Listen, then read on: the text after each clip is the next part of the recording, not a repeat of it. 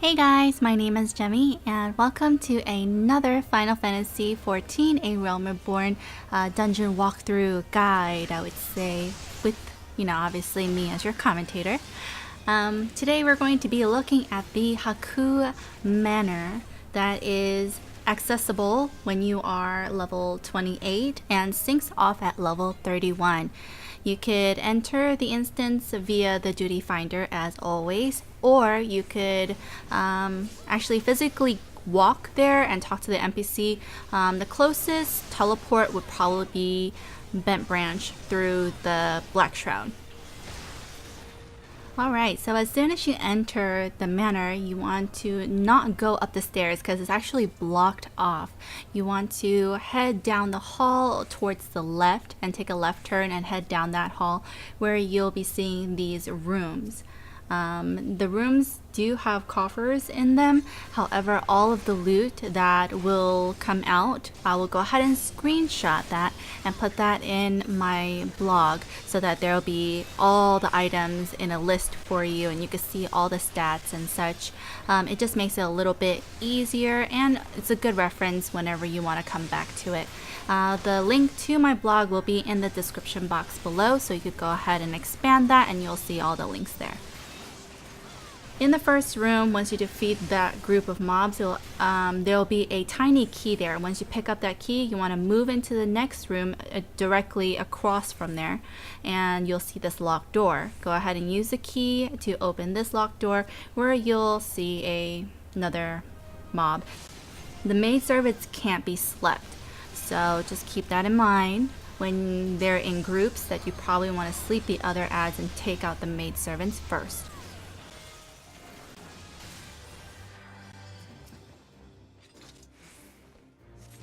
In this third room, you'll also see another key where you want to head again parallel, like so, adjacent across the hall, and unlock that door. And of course, haha, what do you know, more mobs. There'll be a coffer in this room. I think all that one gives you is an elegant piece.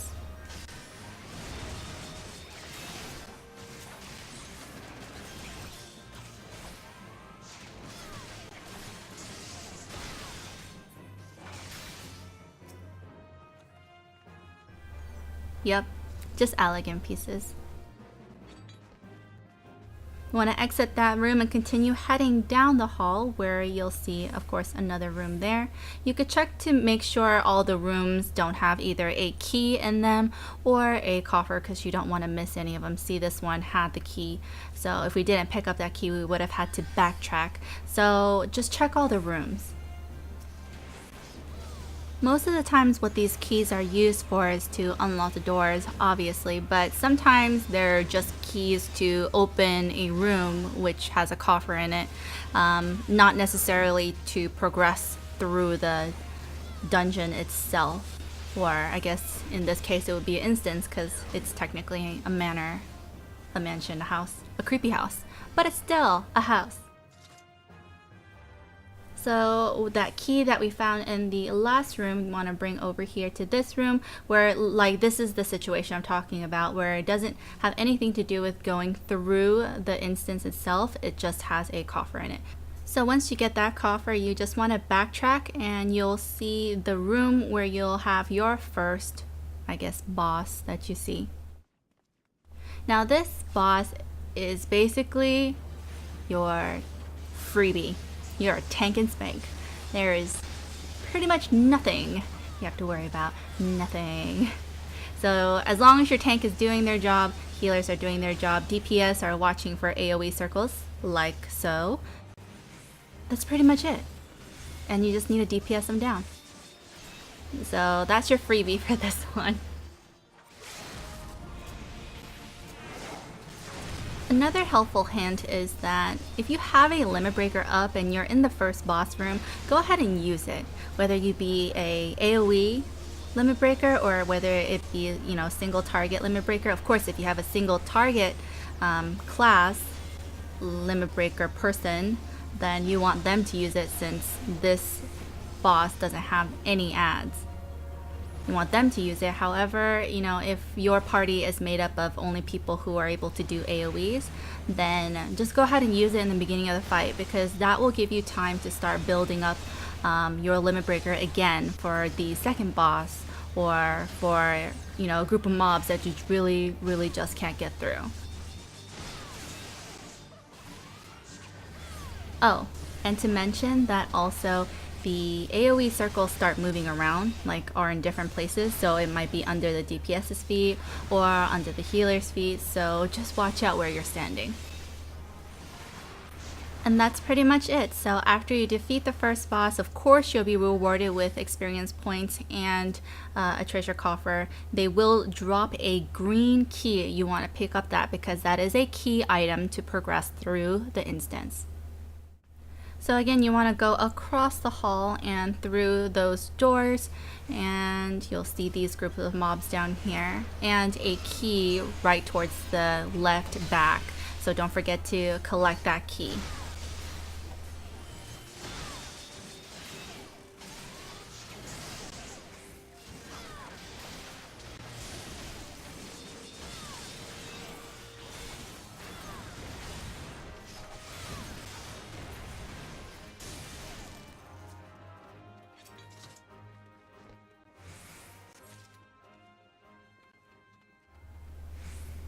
Once you obtain the key, you want to probably head to the left of this dungeon area, but this maid servant actually patrols this hall here, so that's probably why the tank went and got the maid servant, so that it wouldn't, you know, come back around later on.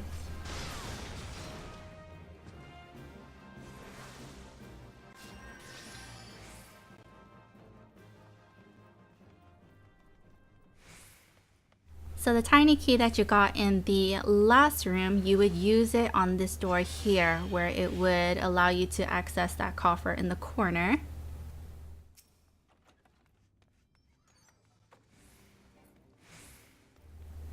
And then the next set of, I guess, dungeon here, there are 2 tiny keys instead of just 1. So you collect both tiny keys and you'll be able to open the next 2 sets of doors.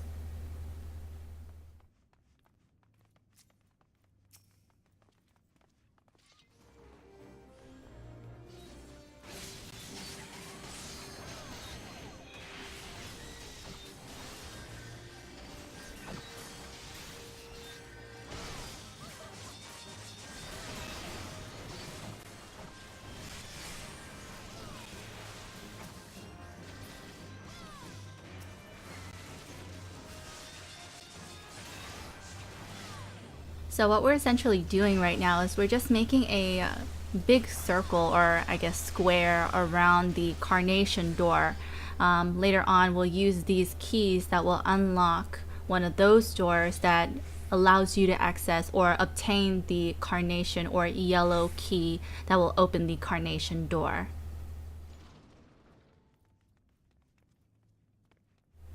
Which is right there, if you see in the corner.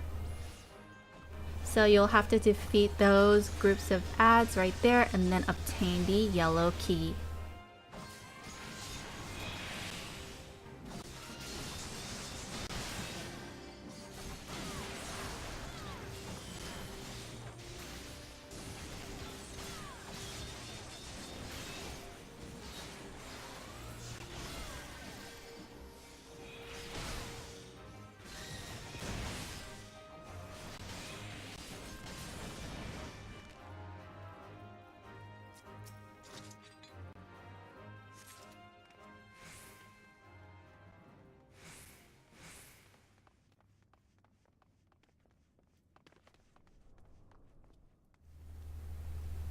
Now to your left, there's also another group of ads there, but in the corner there is a tiny key. Now that key will be used later on, of course, like as the other keys have been used. You could skip this part if you don't wish to get the additional coffers, but if that's very important to you and your group, whichever your group decides, then you could choose to, you know, get the key or not. So it's really up to your group. So like I said, we swung around and now we are at the Carnation door. You will use the yellow key here to gain access and you will see your second boss. Now the second boss, there are two. There is a Jester and a Steward. Now I've seen people do this two different ways since there's two bosses here. Some people want to get the Steward first and not the Jester.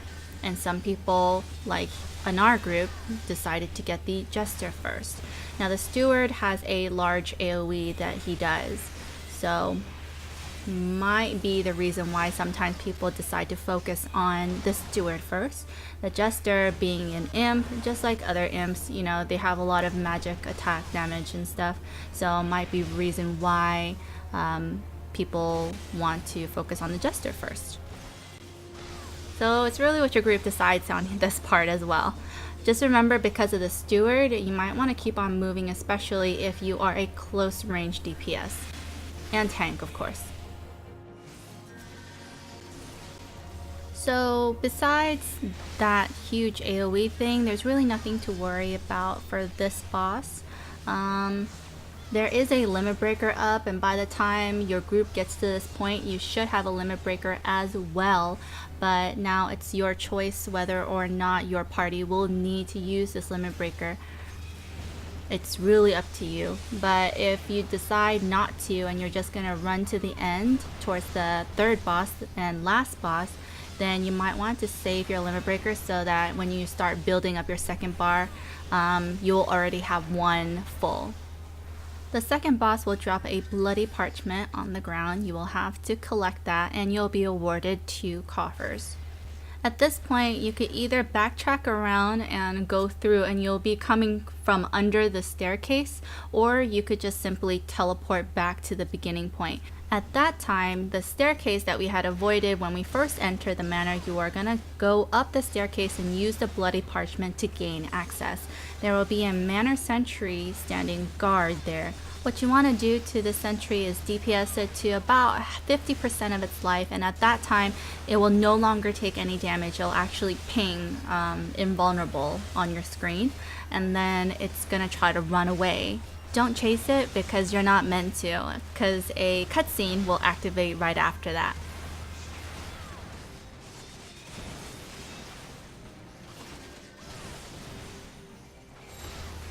So we're getting to about half life now, and now it's pinging invulnerable to anything I'm doing to it. And there, the sentry has just run away.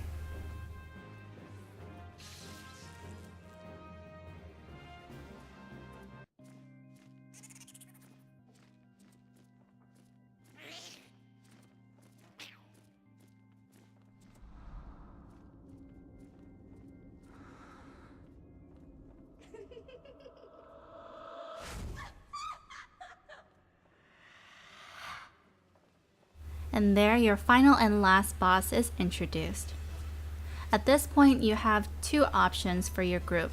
If your group is on a time constraint and you just really want to go or something like that, or they're in a rush or speed run, then you probably might want to ignore this hall because you're just working towards another coffer. Once you go up the stairs, you could turn right and directly engage the boss and complete the instance. However, if you do want the coffer, what you're going to do is head straight down the hall and defeat this group of mobs here. That will lead you down further to this room. Now this room has a lot of ads, so this room you really want to be careful and take your time. Focusing down on each mob is key, and also if you have a conjurer or a thaumaturg who has the sleep spell, then that will be very helpful for your group because it'll help you manage some of these other ads while your group is focusing on the one.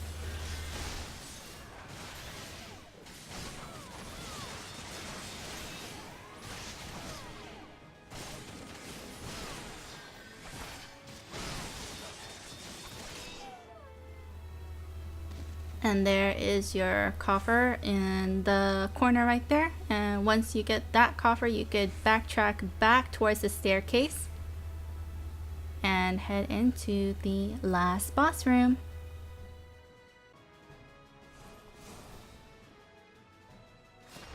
The last boss room has a little bit of a mechanic. It's really not that difficult as long as you understand what you're supposed to be doing. Of course, like any fight, you want your tank to engage first. Tanks, be buffed, eat some food, and I would suggest everyone else to eat some foods that help their stats. Why not? There we go, we see that engage, and what you want your tanks to do is turn the boss around. It always helps your group. And of course, melee DPS could then engage the boss from behind where it's their optimal position.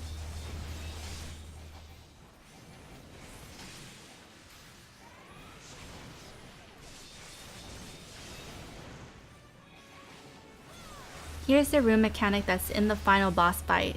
It's the void lamps. There are 4 corners of the room, which usually a room has 4 corners, and in each corner there is something called a void lamp.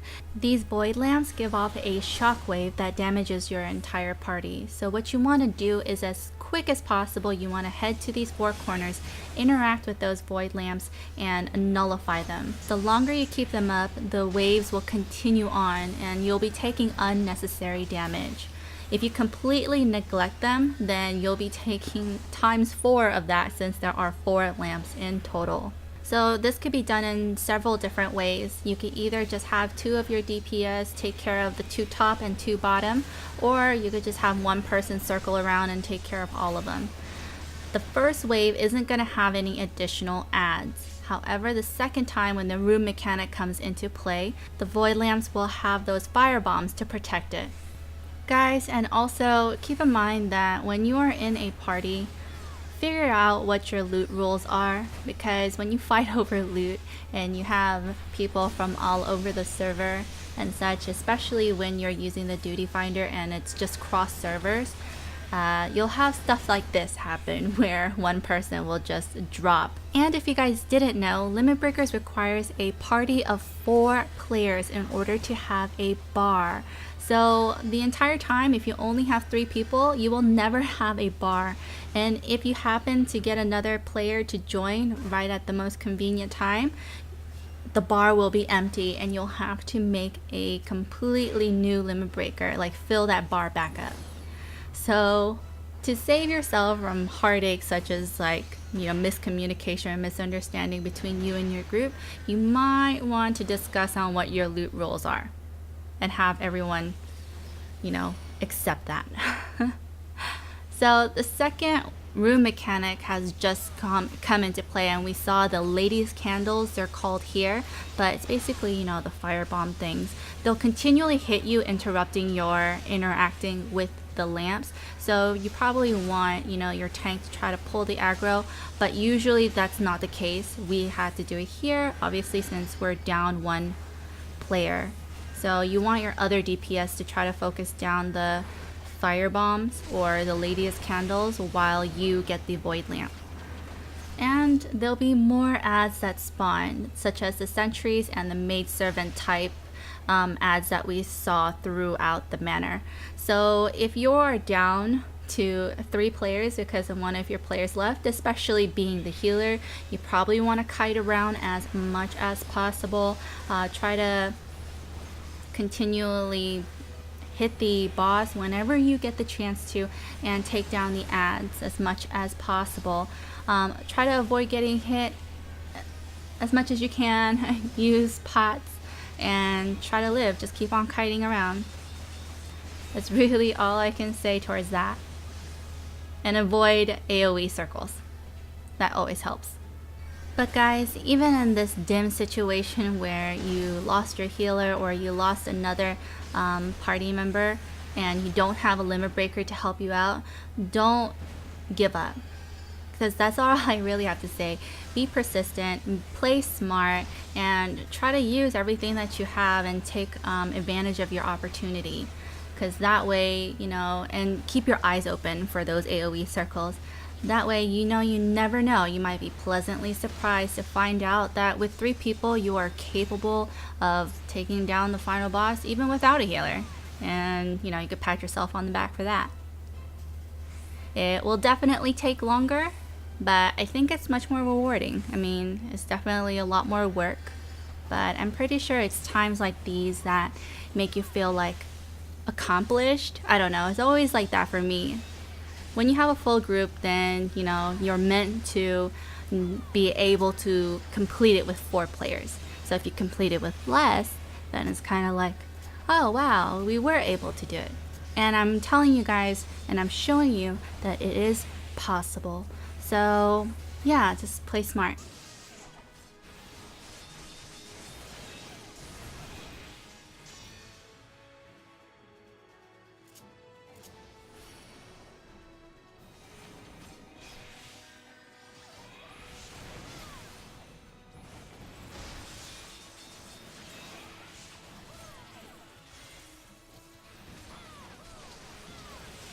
Yay, we win! See? What I tell ya. Just perseverance, man. Or, because I'm just so OP. I'm just kidding, guys. Once you complete your duty, you'll be awarded with experience points and of course a coffer at the end. If you want to know any of the items that dropped during this instance here, I will go ahead and take a screenshot of all the items and put it in my blog like I mentioned in the beginning, so go ahead and check that out. I hope you found this helpful when you are going through the Hakkue Manor yourself or about to get there. If you haven't seen any of the other dungeon walkthroughs, here's one to start off with. In the center, you could just simply click on that. And so that you never miss any other Final Fantasy videos that we upload onto this channel, go ahead and click that subscribe button on top. You can find me on other forms of social media such as Twitter, Facebook, and a lot more, and all the convenient links will be listed in the description box below for you to simply click on. Thanks again for watching, and I hope you have a great day. Bye bye!